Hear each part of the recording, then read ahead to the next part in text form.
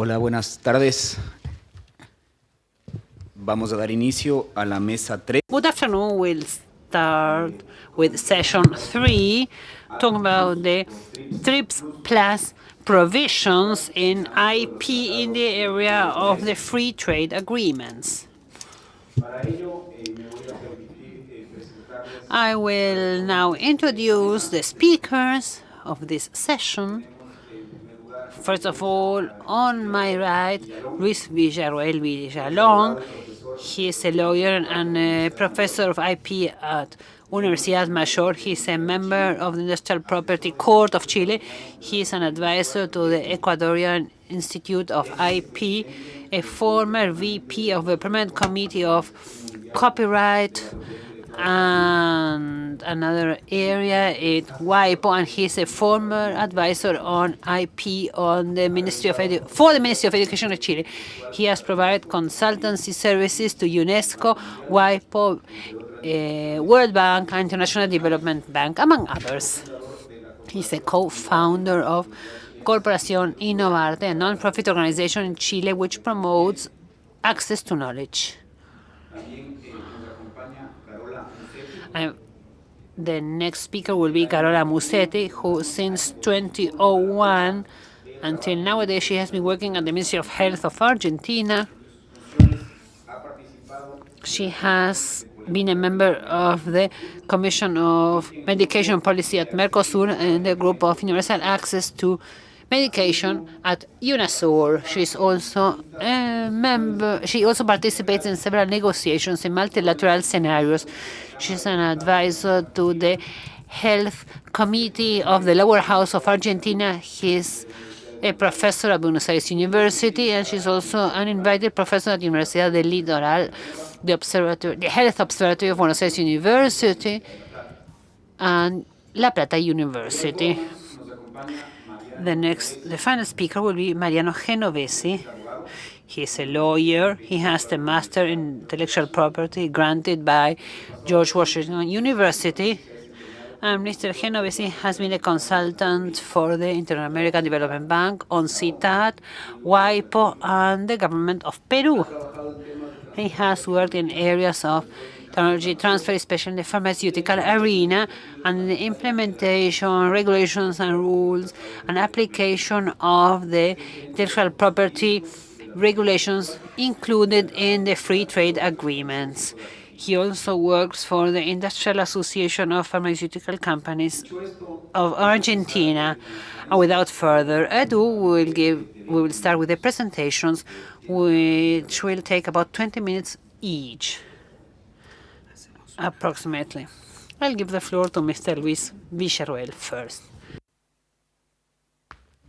Bueno, buenas tardes. Primero que nada. Good afternoon. First of all, I'd like to thank the organizers for inviting me to participate in this session. We think it's necessary to have meetings like this one where we share our experience in the area of IP, which is an area where there is still a lot of mystery. We think it's in a cloudy environment, in a mysterious castle, and we get closer to our goal as we want to conquer new territories, new negotiations, and areas for development.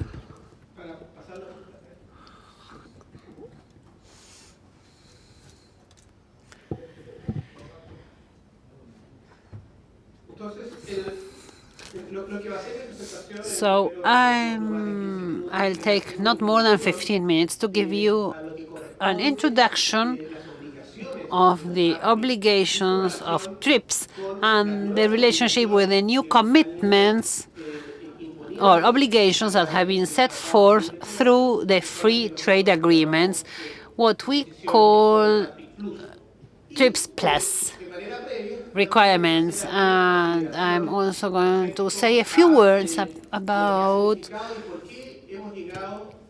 why we now have these obligations or commitments which limit the freedom of our countries to set forth IP policies which cater for the needs and the requirements of our populations and our countries.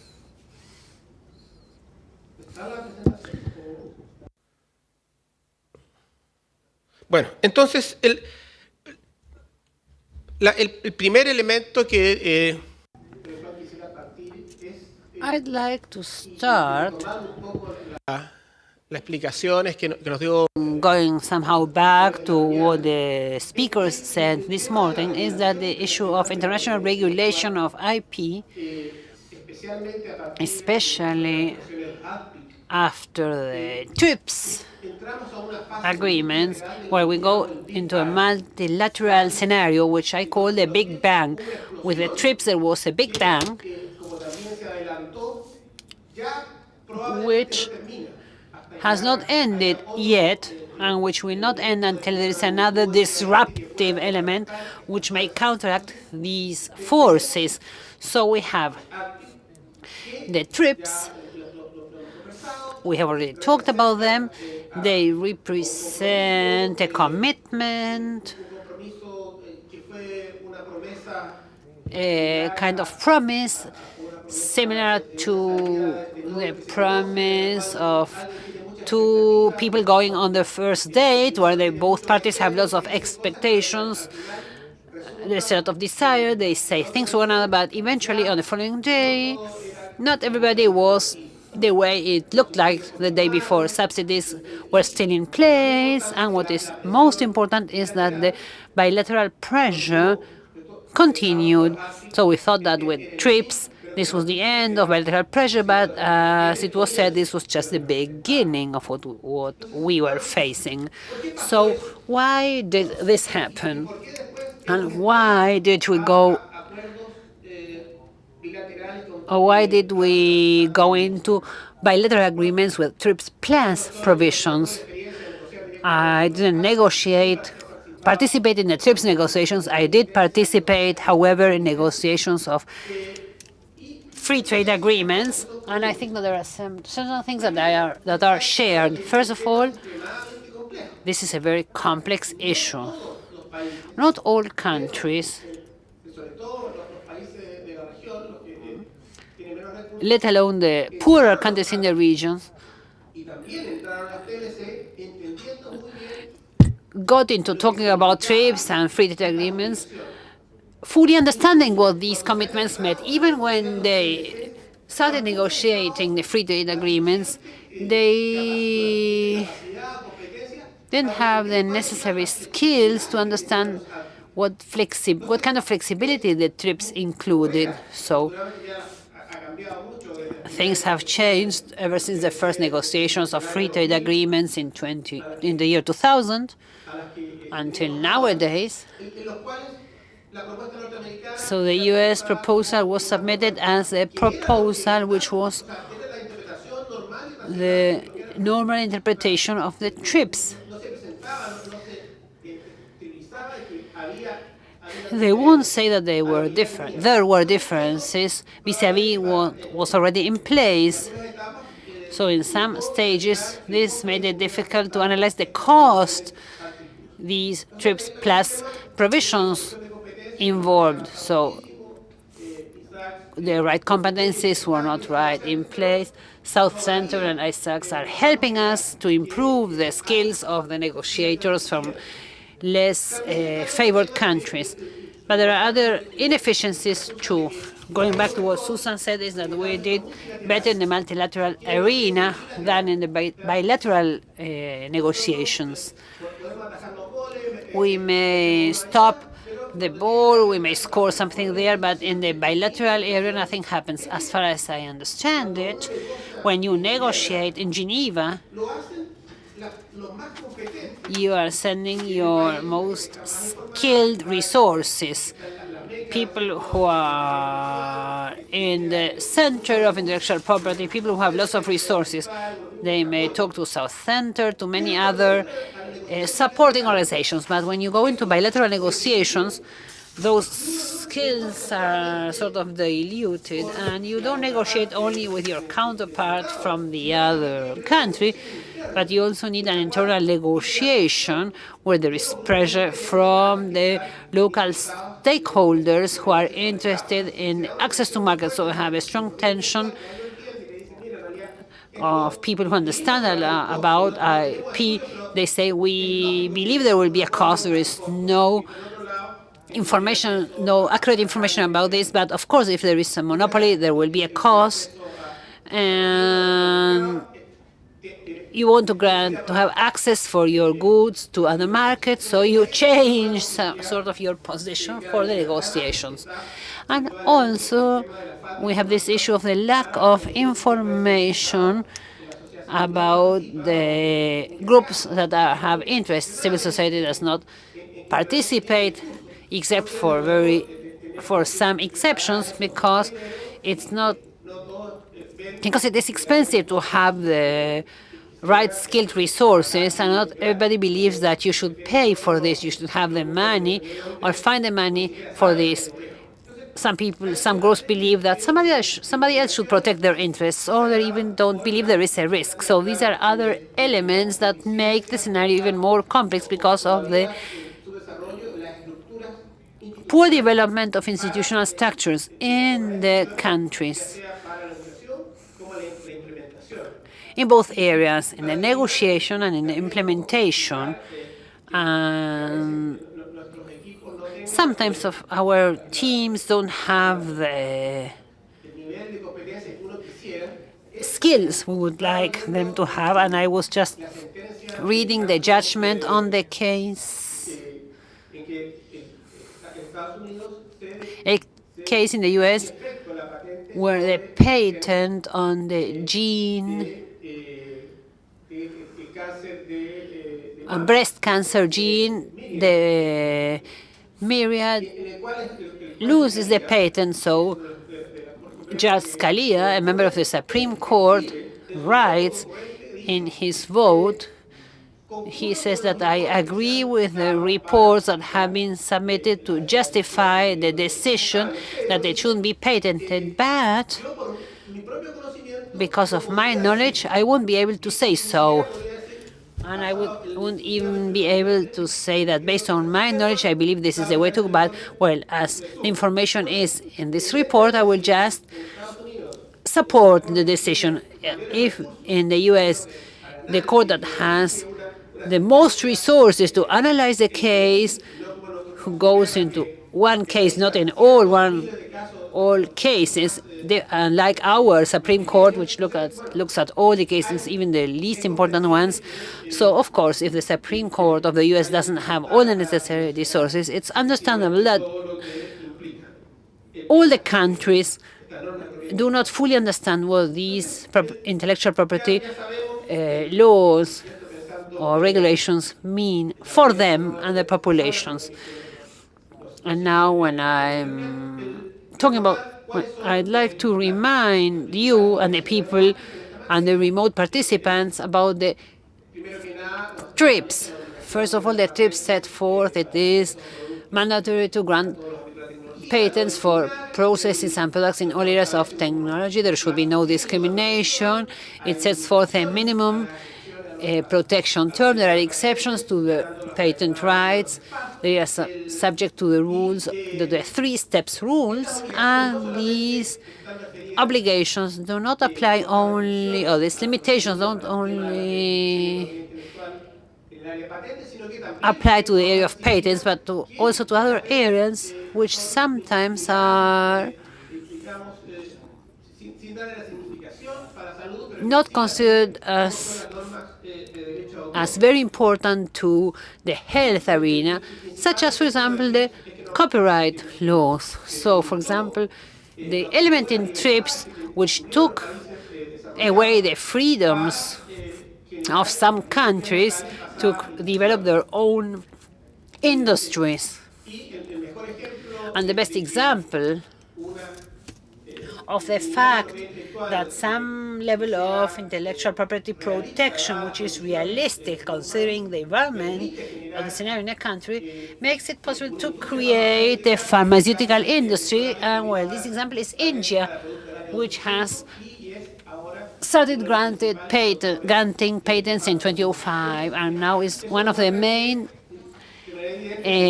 drug manufacturers in the world. So this shows us that having a high degree of intellectual property protection is not a must to be successful in R&D. Thus, in order to dimension the restrictions that are imposed by TRIPS Plus provisions, we should remember, because you don't value what you have until you lose it, so we have to understand what we have now in order to produce a balance in the spaces we can or we have available, because TRIPS do not define the goal of the patent, which is a huge flexibility, many times not considered, because if you define the invention in such a way that it refers only to something that means a human creation to transform, or that allows transforming matter or power that already exists in the nature to create or provide a solution to a problem, we can grant a patent to anything that is already in nature. And I'm thinking about biological products.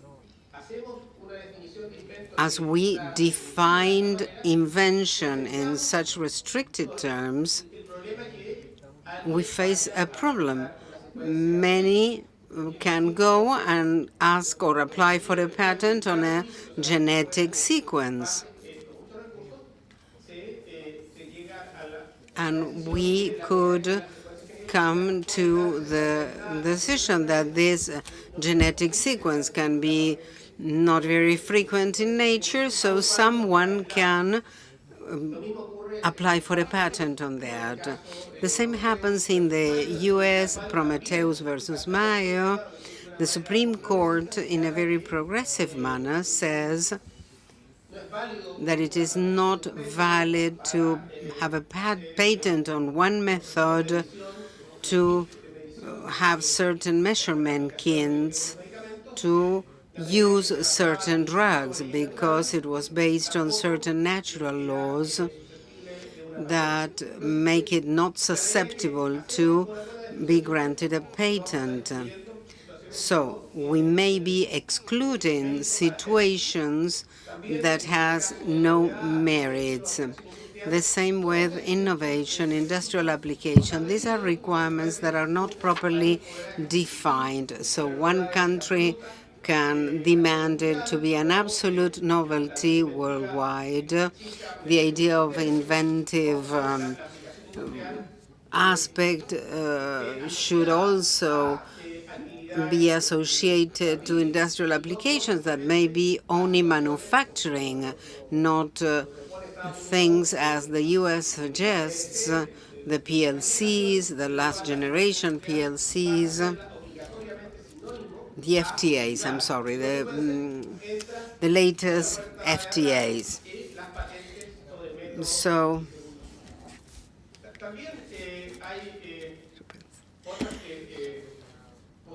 there are other possibilities that TRIPS also recognize relative to public order, diagnostic methods, therapeutic methods, the idea of excluding plants and animals. These are exceptions, and they are at risk for their exposure in the FTAs. Another limitation that is also very important, that most frequently, that is not used frequently, is the possibility of giving an exception to patent. We have the polar exception, but the standard to establish an exception in a patent is almost identical to the exception standard to copyright. The Article 30 from TRIPS is almost identical to the article that refers to copyright. So if we interpret the three same steps, countries set exceptions for the disabled, for libraries, for first use.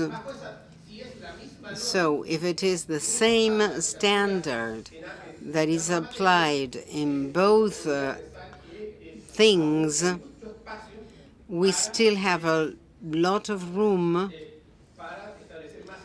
to set forth more exceptions. As to law exhaustion,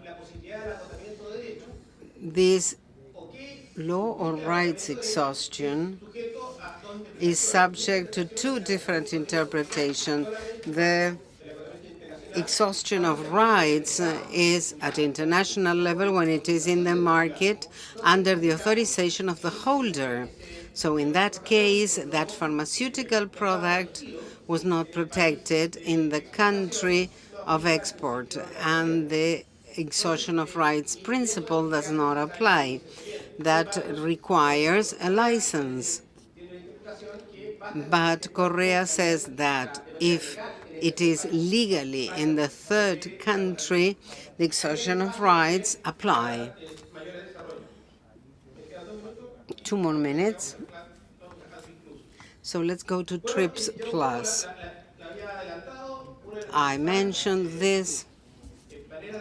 One of the main ways to expand the object of patentability is the requirement to patent new formula uses of known products, even when, and this kills the India 3D standard, even when the new method does not entail any significant progress in the efficacy of the product. That is what the United States suggests to include. There are other standards accepted in other FTAs that refer to the equivalence of industrial application with the principle. It has to be useful, and there are obligations that limit the possibility of having oppositions. They are excluding the possibility of requesting information about the best way to implement the patent. And this is the end of my presentation. Let me just tell you the experience in Chile as to the application of this supplementary protection principle. Chile committed with the United States to extend terms when there is an unjustified delay. And 139 applications to extend the term were issued because the delay was too long. And the average that was granted is 1 year, 7 months, when there are patents that which term was extended for 40 years, 9 months, when related to health, and in others even up to 6 years, 8 months. So the conclusion, we believe it is crucial to have a recognition that each provision in the FTAs means something. It is not accidental that they were included. And it's important that negotiating countries should understand the dimension and the possibilities of reducing the negative impact on access to medicine. Thank you very much.